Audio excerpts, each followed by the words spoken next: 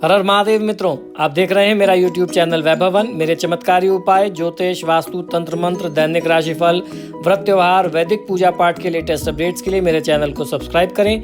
साथ ही घंटी के निशान को भी दबाएं, जिससे कोई भी उपाय आपसे मिस ना हो जाए। परेशान बिल्कुल भी ना हो। जीवन में यदि समस्याएं हैं तो शास्त्रों में उसका समाधान भी है। नमस्कार, मैं हूं वैभवनाथ शर्मा और आप देख रहे हैं मेरा YouTube चैनल वैभवन। दोस्तों, आज हम लोग बात करेंगे 25 मार्च के पंचांग, राशिफल और महा उपाय के बारे में। तो सबसे पहले बात कर लेते हैं पंचांग की। विक्रम संवत 2077 मास चल रहा है फागुन का। तिथि शुक्ल पक्ष की एकादशी की तिथि है, गुरुवार का दिन है। नक्षत्र है अश्लेषा, योग है सुकर्मा और करण है विष्टि। अगर व्रत पर्व और त्योहार की बात करते हैं तो अमालकी एकादशी, गोविंद द्वादशी का पर्व आज मनाया जा रहा है।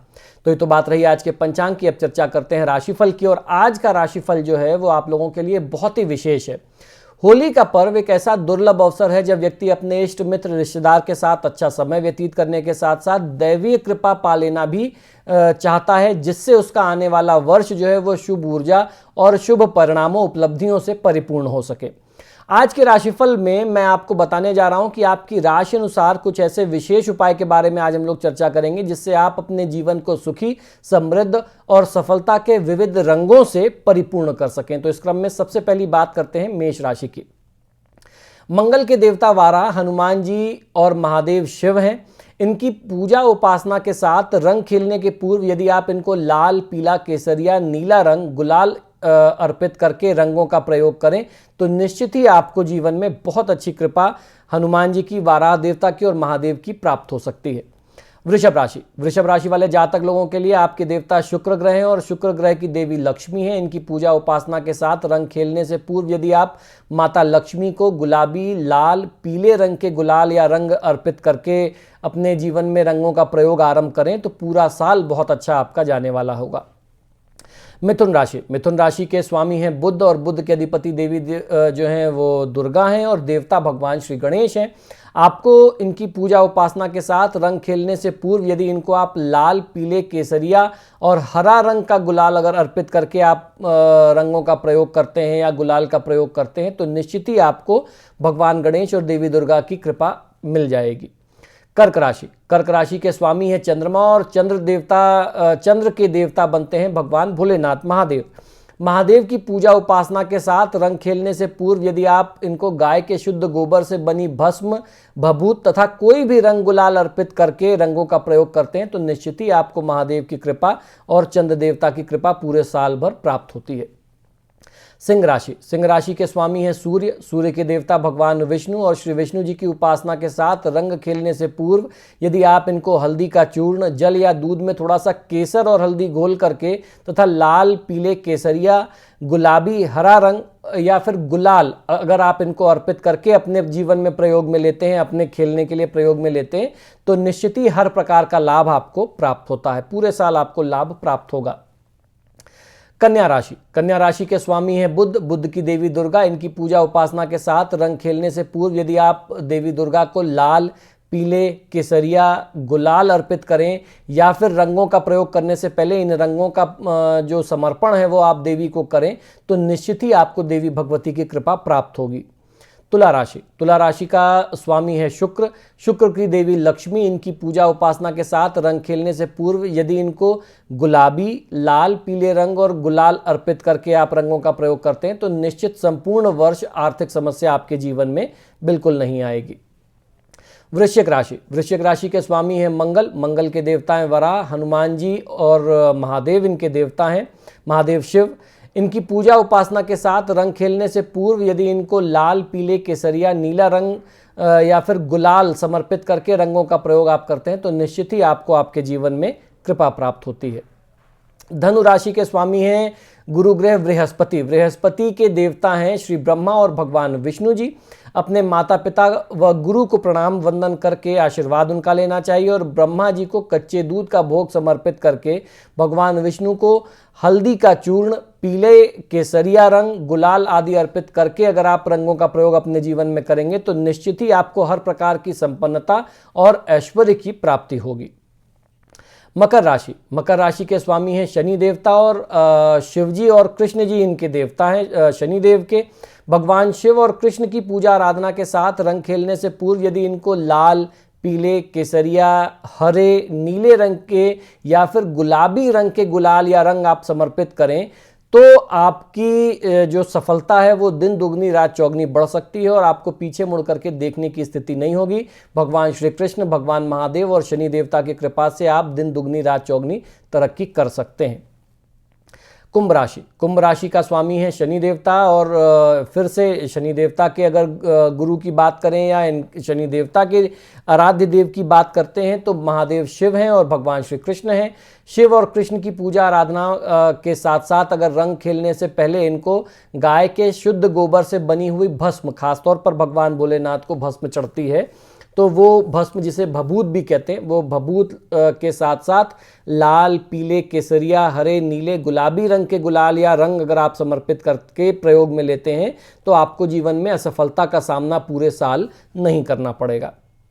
मीन राशि के स्वामी हैं गुरु, बृहस्पति के देवता ब्रह्मा जी और विष्णु जी हैं। अपने माता पिता और गुरु को प्रणाम वंदन करके आपको आशीर्वाद देना चाहिए और ब्रह्मा जी को कच्चे दूध का भोग समर्पित करके श्री विष्णु जी को हल्दी के चूर्ण के साथ साथ पीला रंग, केसरिया रंग, लाल रंग का गुलाल समर्पित करके रंगों का प्रयोग आप करते हैं तो निश्चित ही आपकी आर्थिक जो तंगी चल रही है उसको दूर करने में आपको काफ़ी हद तक सहायता प्राप्त होगी। इसके अलावा जिन लोगों की कुंडली में राहु केतु का अशुभ योग है या फिर राहु केतु की महादशा अंतरदशा चल रही है तो राहु के देवता सर्प और केतु के देवता गणेश जी की आराधना इस पर्व पर आप करेंगे तो आपको विशेष रूप से लाभ मिलेगा और राहु केतु आपको जितना कष्ट दे रहे हैं आपको फिर वो कष्ट भोगना नहीं पड़ेगा। तो दोस्तों ये तो बात रही, हम लोगों ने जाना कि अपनी राशि अनुसार किस तरीके से आप होली का त्यौहार मनाएं।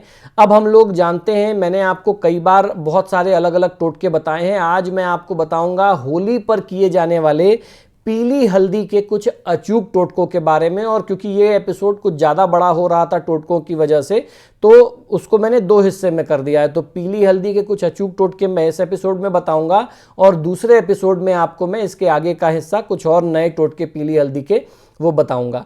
तो सबसे पहले हम लोग जानते हैं कि हल्दी का जो है वो हमारे शास्त्रों में, हमारे संस्कारों में, हमारे जीवन में महत्व क्या है, आयुर्वेद में किस तरीके से उसको महत्वपूर्ण बताया गया और तंत्र शास्त्र में उसका क्या महत्व है। हल्दी एक विशेष प्रकार की औषधि है जिसमें दैवीय गुण भी होते हैं। हिंदू धर्म में हल्दी को बहुत ही शुभ और मंगलकारी माना गया, इसीलिए हर मंगल काम में हल्दी का प्रयोग करते हैं। हल्दी भोजन में स्वाद के साथ साथ जीवन में संपन्नता भी लाती है, हमारे शरीर की रोग प्रतिरोधक क्षमता को भी ये बढ़ाती है। यह मुख्य रूप से विषरोधक औषधि के नाम से जानी जाती है और नकारात्मक ऊर्जा को यह नष्ट करती है, इसलिए हल्दी का प्रयोग हवन में और औषधियों के रूप में भी आयुर्वेद में किया जाता है। ज्योतिष शास्त्र के अनुसार अगर हम अपने ज्योतिष ग्रंथों की बात माने तो हल्दी के प्रयोग से ग्रहों की तमाम समस्याओं से मुक्ति पाई जा सकती है। खासतौर पर हल्दी जो है बृहस्पति से जुड़ी हर समस्या का समाधान कर सकती है। हल्दी कई रंगों की होती है, पीले रंग की होती है, नारंगी रंग की होती है और काले रंग की होती है। रंगों के आधार पर इसका ग्रहों से संबंध होता है और अलग अलग हल्दी का अपना अलग, जैसे पीली हल्दी का अलग प्रयोग है, अलग टोटका है, काली हल्दी के कुछ और बड़े टोटके होते हैं। पीली हल्दी का संबंध सीधे तौर पर बृहस्पति देवता गुरु ग्रह से होता है। नारंगी हल्दी मंगल और काली हल्दी शनि से संबंध रखती है। ज्योतिष शास्त्र में बृहस्पति को मजबूत करने के लिए हल्दी का प्रयोग खासतौर पर किया जाता है। बृहस्पति से जुड़ी समस्याओं का हल निकालने के लिए पीली हल्दी जो है वो एक रामबाण उपाय मानी जाती है। खासतौर पर पीली हल्दी का प्रयोग जो है विवाह बाधा निवारण के लिए, कन्याओं के लिए करते हैं क्योंकि बृहस्पति को वो मजबूत करता है। और पुरुषों के लिए जो पीली हल्दी के प्रयोग हैं वो आर्थिक मामलों से उन्नति लाने के लिए, आर्थिक पक्ष को मजबूत करने के लिए प्रयोग में लिए जाते हैं। तो अब हम लोग जानते हैं कि हल्दी से होने वाला लाभ क्या क्या होता है। ज्योतिष मान्यताओं के अनुसार हल्दी गुणों की खान है। हल्दी के बिना भोजन पूरा नहीं होता। हल्दी के बिना कोई भी शुभ काम पूरा नहीं होता। हल्दी से होने वाले लाभ जो हैं उसमें सबसे महत्वपूर्ण है भोजन में संतुलित मात्रा में हल्दी का प्रयोग करना किसी भी व्यक्ति को आरोग्यवान बनाता है, उसको निरोगी और स्वस्थ रखता है।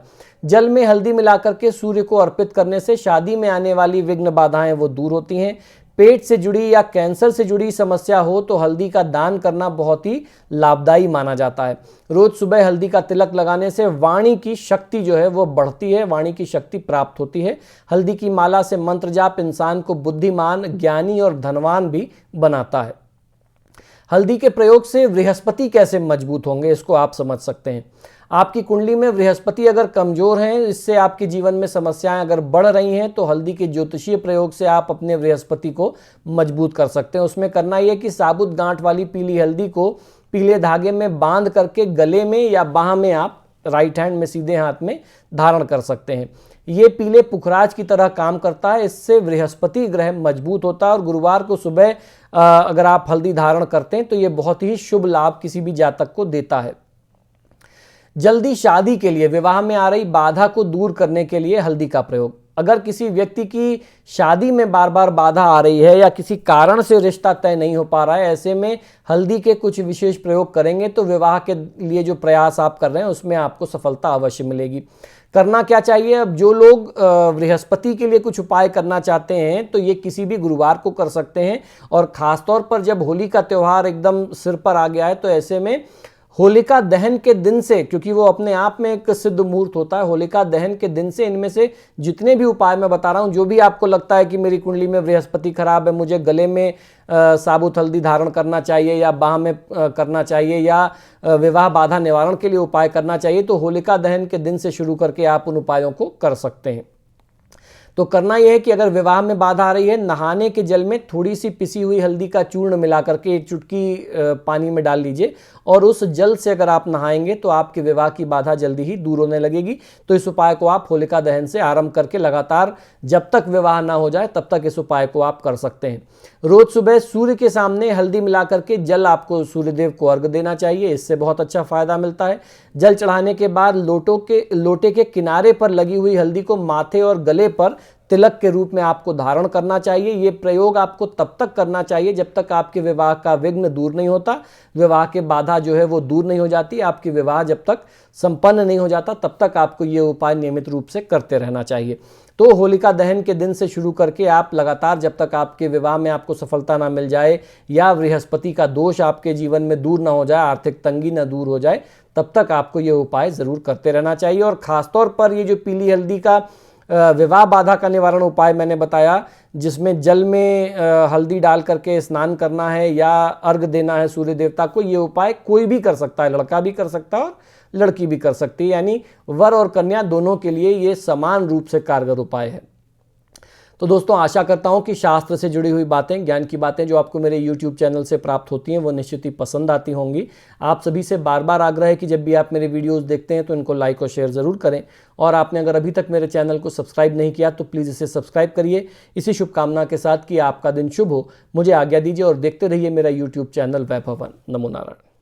सब्सक्राइब करें मेरे YouTube चैनल को, साथ में बेल आइकॉन भी दबाएं, जिससे मेरे चैनल पर हर दिन अपलोड होने वाले मेरे चमत्कारी उपायों के वीडियोस की जानकारी आपको सबसे पहले मिल जाए। धन्यवाद। मित्रों, यदि आप अपनी किसी भी व्यक्तिगत समस्या के लिए मुझसे परामर्श और समाधान चाहते हैं, यानी आप अपनी किसी भी पर्सनल प्रॉब्लम के लिए मुझसे कंसल्टेशन और रेमेडीज चाहते हैं, तो उसके दो तरीके हैं। टेलीफोनिक कंसल्टेशन, फ़ोन पे बात करना, और दूसरा फेस टू फेस यानी पर्सनल मीटिंग करना। आप हमें फ़ोन के माध्यम से, ईमेल और व्हाट्सएप के माध्यम से अपॉइंटमेंट बुक कर सकते हैं। हमारा नंबर है 9990724131। आपको दो नंबर दे रहा हूँ, इन दोनों नंबर पे व्हाट्सएप अवेलेबल है, आप व्हाट्सएप करें। 9818300146 ये हमारे ऑफिस का दूसरा नंबर है। अगर आप हमें ईमेल करना चाहते हैं तो आप हमें ईमेल कर सकते हैं। हमारी ईमेल आईडी नोट कर लीजिए, sharma.vaibhava vaibhava@gmail.com पर, इस पर आप हमें ईमेल भी कर सकते हैं। मित्रों, आजकल फ़ोन कॉल्स बहुत ज़्यादा हैं और मुझे भी मालूम है आप लोग कॉल करते हैं, फ़ोन रिसीव नहीं होता तो आप भी निराश होते हैं। ऐसे में ईमेल और व्हाट्सएप करना सबसे बेहतर तरीका है। धन्यवाद।